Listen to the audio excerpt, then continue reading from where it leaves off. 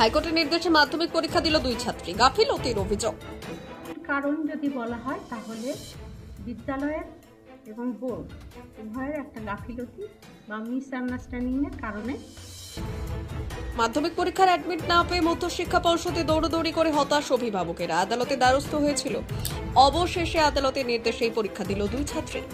মধ্যশিক্ষা পর্ষদের বিরুদ্ধে একরাশ ক্ষোভ উগরে দিলেন স্কুলের প্রধান শিক্ষিকা। নিউ বনগাঁ গার্লস হাই স্কুলের ঘটনা। ওই দুই ছাত্রীর নাম স্নেহা দে ও সোনালী দাস। সোমবার বনগাঁ কুমুদিনী উচ্চ বিদ্যালয়ে পরীক্ষা দিয়ে খুশি মনে বাড়ি ফেরে দুই ছাত্রী। স্কুল সূত্রে জানা গিয়েছে যে মাধ্যমিক পরীক্ষার জন্য ছাত্রীদের আবেদনপত্র পূরণ করতে গিয়ে স্কুল কর্তৃপক্ষ দেখে 3 ছাত্রীর আবেদনপত্র নেই। এরপর স্কুলের পক্ষ থেকে 2 মাস ধরে শিক্ষা দপ্তর মধ্যশিক্ষা পর্ষদে ঘোরাঘুরি করে।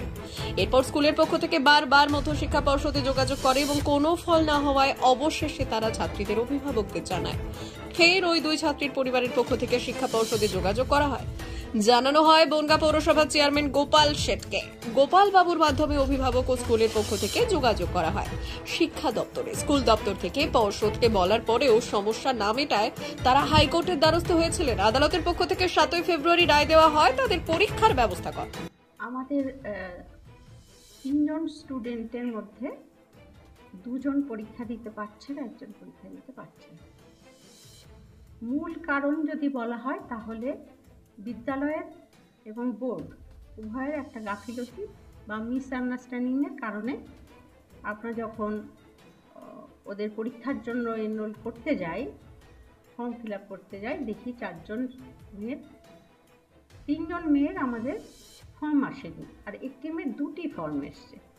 অর্থাৎ 3 জন মেয়ের আসেইনি আর একই স্টুডেন্টের 2টি ফর্ম এসছে। অর্থাৎ আমরা তখনই জানতে পারি আমাদের একটা ত্রুটি আছে। সেটা হচ্ছে আমরা রেজিস্ট্রেশন ফর্মটা ঠিক সময়ে কালেক্ট করতে পারিনি। কিন্তু সেক্ষেত্রে ক্যাম্প হয়, ক্যাম্পটা মিস করেছিলাম। ক্যাম্প আমাদেরকে ইনফর্ম করেনি বা সেটা পৌঁছানোর কোনো ব্যবস্থা করেননি।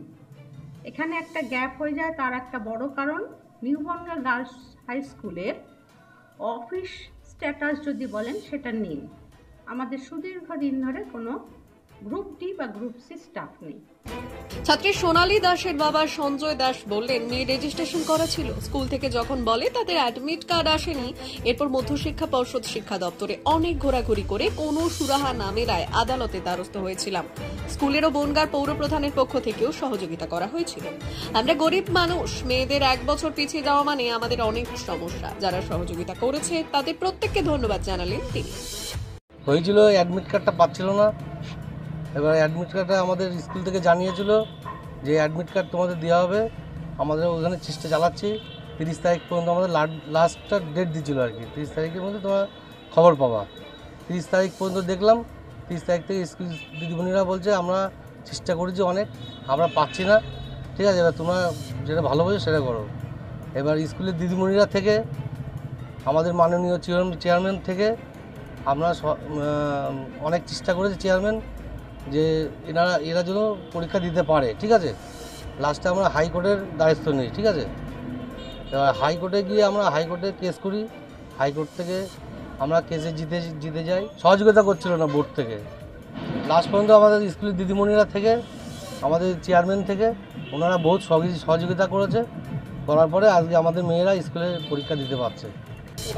বনগাঁ পৌরসভা চেয়ারম্যান গোপাল শেঠ বললেন, আমার কাছে এসেছিল, আমি শিক্ষা দপ্তরকে জানিয়েছিলাম। বোর্ডের কোনো সদুত্তর না মেলায় আমরা আদালতের দ্বারস্থ হয়েছিলাম, কারণ কোনো ছাত্রছাত্রী পরীক্ষা থেকে যেন বঞ্চিত না হয়। বনগাঁয় এরকম একটা অদ্ভুত পরিস্থিতি নিউ বনগাঁ গার্লস স্কুলে হয়েছিল এবং সেখানে গিয়ে যথাযথভাবে মাননীয় মন্ত্রী আমাদের এডুকেশন ডিপার্টমেন্ট তাকে জানানো হয়েছিল। সে সঙ্গে সঙ্গে ব্যবস্থা নেয়, কিন্তু বোর্ড সেখানে নাচরবান্ধা থাকে।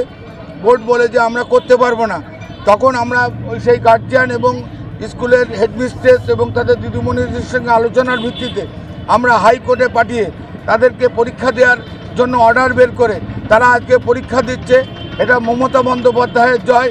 মমতা বন্দ্যোপাধ্যায় মামাটি মানুষের সরকার যারা আমরা কাজ করি এবং স্কুল কর্তৃপক্ষ নিউ বনগাঁ স্কুলের হেডমিস্ট্রেস সহ তাদের অক্লান্ত পরিশ্রমকে আমরা অভিনন্দন জানাচ্ছি।